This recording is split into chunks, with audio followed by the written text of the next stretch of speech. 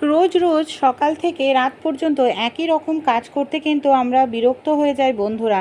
রোজকারের কাজগুলোকে যদি আমরা একটু বুদ্ধি খাটিয়ে করতে পারি, আমাদের কাজগুলো অনেকটাই সহজ হয়ে যাবে। আমরা মহিলারা নিজেদের জন্য কিছুটা হলেও সময় বের করতে পারবো। এমনই কিছু ছোট ছোট উপকারী টিপস আমি আপনাদের সঙ্গে শেয়ার করব। যদি ভালো লেগে থাকে অবশ্যই কিন্তু টিপসগুলি আপনারাও অ্যাপ্লাই করে দেখবেন। টুথপেস্ট আমরা প্রত্যেকেই ব্যবহার করে থাকি আমাদের দাঁত পরিষ্কার করার জন্য। যখন টুথপেস্ট শেষ হয়ে যায় তখন আমরা কি করি, টুথপেস্টের খালি প্যাকেটটাকে ফেলে দিই, কোনো কাজেই ব্যবহার করি না। কিন্তু টুথপেস্ট শেষ হয়ে যাওয়ার পর খালি প্যাকেটটাকে আপনারা ভুল করেও ফেলবেন না বন্ধুরা। এই যে প্যাকেটের মধ্যে যতটা এখনও টুথপেস্ট থাকে, আমরা 5-6 দিন খুব সহজেই ব্যবহার করতে পারবো। কারণ অনেক সময় দেখবেন টুথপেস্টের নিচের দিকে, টুথপেস্টের প্যাকেটের ভেতরে গায়ে গায়ে অল্প টুথপেস্ট লেগে থাকে, সেটা ফেলে দিলে তো নষ্টই হয়ে গেল। একটি বেলুন নিয়ে নিন।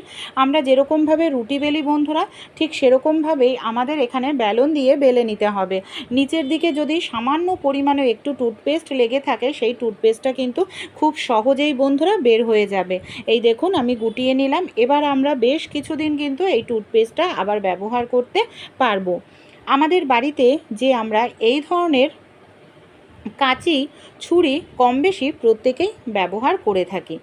আমাদের বাড়িতে এই ধরনের কাঁচি ছুরি থাকে।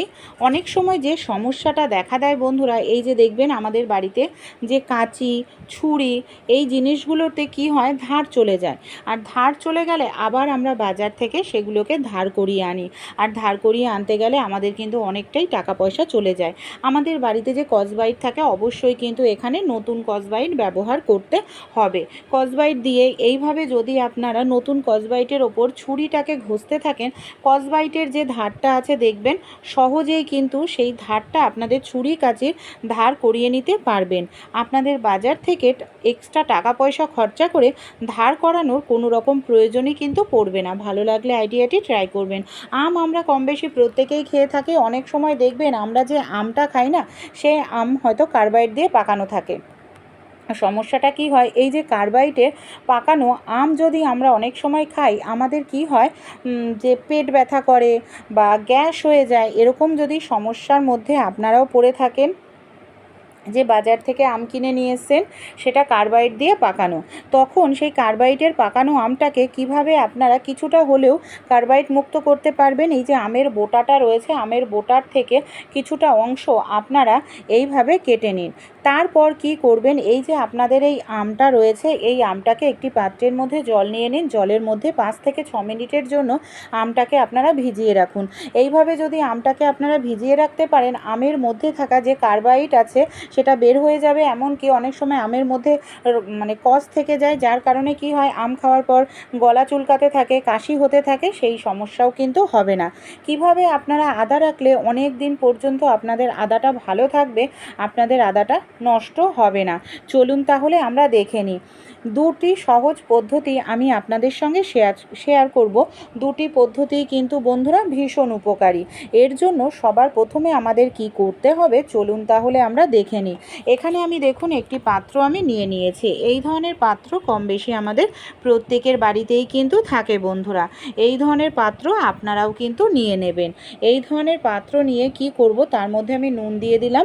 এবার আমি নুনের মধ্যে আদাটাকে যদি রেখে দিই, তাহলে কিন্তু আদার রসও শুকাবে না, এমনকি আদাটাও আমাদের পচবে না, অনেক দিন ভালো থাকবে, বাইরে রাখতে পারবেন। তাছাড়াও আরও একটি পদ্ধতি আছে বন্ধুরা।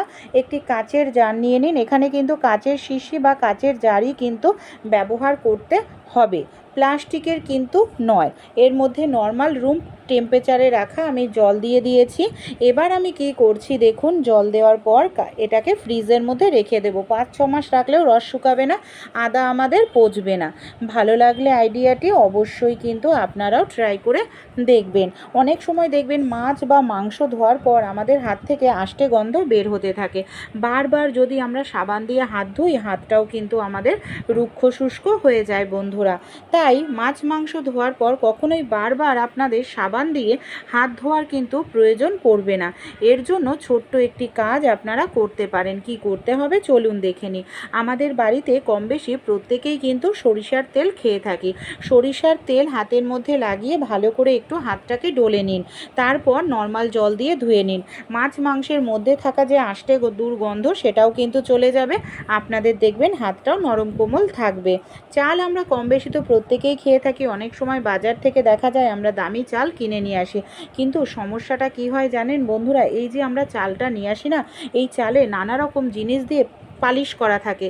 আর এই যে অতিরিক্ত পালিশ করার ফলে নানা রকম কেমিক্যালের ব্যবহার করা হয়, যার কারণে দেখা যায় যে চালটা খাচ্ছি সেই চালের মধ্যে নানা রকম কেমিক্যাল কিন্তু ঢুকে যায়। এমনকি সেই চাল খেলে আমরা অনেক সময় ভাত খেলে অসুস্থ হয়ে পড়ি। তাই আপনারা ছোট্ট একটি কাজ করতে পারেন। যখনই আপনারা চালটা ধোবেন কি করবেন, কিছুটা পরিমাণ নিয়ে নিন নুন।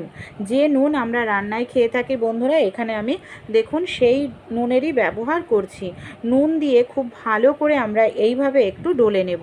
এইভাবে একটু ভালো করে কিন্তু আমাদের ডলে নিতে হবে, তাহলে কিছুটা হলেও যে ক্ষতিকর পদার্থ সেটা কিন্তু চলে যাবে। তারপর নর্মাল জল দিয়ে আপনারা চালটাকে 3-4 বার ধুয়ে পরিষ্কার করে নিন। তারপর 15 থেকে 20 মিনিটের জন্য চালটাকে ভিজিয়ে রাখুন, তারপর রান্না করবেন। মাছ আমরা কম বেশি প্রত্যেকেই খেয়ে থাকি। অনেক সময় দেখবেন মাছ আঁশ ছাড়াতে কাটতে গেলে আমাদের অনেকটাই সমস্যার মধ্যে পড়তে হয়। তাই মাছের আঁশ ছাড়ানোর জন্য বা কাটার জন্য ছুরি এমনকি বটির কোনো কিছুরই প্রয়োজন পড়বে না। কিভাবে আমরা কাটবো চলুন দেখে নিই। একটি চামচ, কাঁটা চামচ বা নর্মাল একটি চামচ এখানে কিন্তু আপনারা নিয়ে নিতে পারেন। এই ধরনের একটি কাঁটা চামচ বা নর্মাল একটি চামচ আপনারা নিয়ে নিন। সেটার সাহায্যেই দেখুন কত দ্রুত তাড়াতাড়ি এখানে আমরা মাছের আঁশ কিন্তু ছাড়িয়ে নিতে পারছি। এইভাবে মাছের আঁশ ছাড়ালে সময়ও কম লাগে, খাটনিও কিন্তু কম হয় বন্ধুরা। আর আমাদের কাজটি করতেও সুবিধা হয়, ছুরি বটির কোনো রকম কোনো কিছুর প্রয়োজন পড়ে না। মাছ কাটার জন্য কিন্তু বন্ধুরা এখানে দেখুন আমি ছুরি কিংবা বটির কোনো কিছুই ব্যবহার করব না। তাহলে কিভাবে আমরা দ্রুত তাড়াতাড়ি মাছটাকে কেটে নিতে পারবো চলুন তাহলে দেখে নিই। এর জন্য আমি এখানে একটি কাঁচির ব্যবহার করছি। কাঁচির সাহায্যে যদি আমরা মাছের কানকো, ডানা, লেজ এগুলোকে কেটে ফেলি তাহলে আমাদের আর ছুরি বটির প্রয়োজন পড়বে না। আর এইভাবে যদি আমরা মাছ কাটি খুব তাড়াতাড়ি কিন্তু আমরা মাছটাকে কেটে নিতে পারবো, সময়ও কম লাগবে আর আমাদের খাটনিও কিন্তু কম হবে। এই দেখুন পুরো মাছটাই এখানে আমি কেটে নিলাম। এই টিপসটি অবশ্যই কিন্তু আপনারাও একবার ট্রাই করে দেখবেন বন্ধুরা, আশা করছি আপনারাও কিন্তু উপকার পাবেন। ভাত আমরা কম বেশি প্রত্যেকেই রান্না করি। ভাত রান্না করার জন্য আপনারা কখনো এইভাবে বন্ধুরা হটপট বা ক্যাসারোলের ব্যবহার করেছেন? অনেক সময় দেখবেন আমরা ভাত বেঁচে গেলে সেই ভাতটাকে ফ্রিজের মধ্যে রেখে দিই। আর ফ্রিজের মধ্যে যদি ভাতটা রাখেন দেখবেন সেই ভাত একেবারে শক্ত হয়ে চাল হয়ে যায়। আর এই শক্ত হয়ে চাল হয়ে যাওয়া ভাত খেতে কিন্তু কারোই ভালো লাগে না বন্ধুরা। তাই যে ভাতটি আপনাদের একেবারে শক্ত হয়ে গেছে, চাল হয়ে গেছে, সেটাকে আপনারা কিভাবে নরম করে নেবেন চলুন তাহলে আমরা দেখে নিই। এখানে নর্মালভাবে ভাতটাকে যদি আপনারা গ্যাসে গরম করেন 10-15 মিনিট সময় লেগে যাবে, অনেকটা খাটনি করতে হবে। এখানে আপনারা একটি হটপটের মধ্যে 1 মিনিটের জল গরম করে সেই জলের মধ্যে আপনারা যে ফ্রিজের মধ্যে ভাত ছিল সেই ভাতটাকে রেখে দিন। 15 মিনিট রাখলেই দেখবেন কোনো রকম আর গ্যাসে বসাতে হবে না, এতে অতিরিক্ত গ্যাসের খরচাও হবে না। আর আপনাদের যে ভাতটা কত সুন্দর নরম হয়ে যাবে, খেতেও কিন্তু ভালো লাগবে, একদম টাটকা ফ্রেশ ভাতের মতোই কিন্তু হয়ে যাবে। ভালো লাগলে অবশ্যই এই ছোট্ট টিপসটি আপনারাও ট্রাই করে কিন্তু দেখবেন বন্ধুরা। আমাদের বাড়িতে এই ধরনের কিন্তু বন্ধুরা অনেক পুরনো দেখবেন যে হ্যাঙ্গার থাকে, পুরনো হ্যাঙ্গারগুলোকেই কিন্তু আমরা এখানে কাজে লাগাতে পারি। কি কাজে কোথায় লাগাবো পুরনো হ্যাঙ্গার চলুন তাহলে দেখে নিই। এর জন্য আমাদের ছোট্ট একটি কাজ করতে হবে। এখানে দেখুন আমি নিয়ে নিয়েছি বন্ধুরা একটি মোজা, দুটো মোজা নিয়েছি। হ্যাঙ্গারের দু সাইডেই কি করব, দুটো মোজাকে আমাদের এইভাবে পরিয়ে নিতে হবে।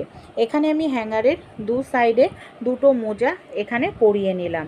তারপর আপনারা চাইলে এটাকে কিন্তু ভিজিয়ে নিতে পারেন, যে যদি ঘর মুছতে চান তাহলে আপনারা মোজাটাকে ভিজিয়ে নেবেন, আর যদি ঘর মুছতে না চান তাহলে মোজাটাকে আপনারা এমনি ব্যবহার করতে পারবেন। এবার দেখুন আমি কি করব, মোজাটাকে ভালো করে জল দিয়ে ভিজিয়ে নিয়েছি। আমাদের অনেক বাড়িতে এই ধরনের অনেক ফার্নিচার থাকে যেখানে আমাদের হাত বন্ধুরা পৌঁছায় না, আর সেই সব জায়গা মোছা খুবই কঠিন হয়ে পড়ে। তাই যেখানে হাত পৌঁছায় না সেই জায়গাতে এইভাবে আপনারা হ্যাঙ্গারের সাহায্যেই কিন্তু খুব সহজেই মুছে নিতে পারেন বন্ধুরা। এতে আপনাদের ঘরের মেঝেও এইভাবে যদি পরিষ্কার করা হয়, বাড়িতে কিন্তু মাকড়সা আরশোলার উৎপাত অনেকটাই কম হবে। কারণ এই ধরনের ফার্নিচারগুলোতে পরিষ্কার না করা হলেই আরশোলা, মাকড়সা এই সব জায়গাতে বাসা তৈরি করে। ভালো লাগলে আইডিয়াটি অবশ্যই কিন্তু আপনারাও ট্রাই করে দেখবেন।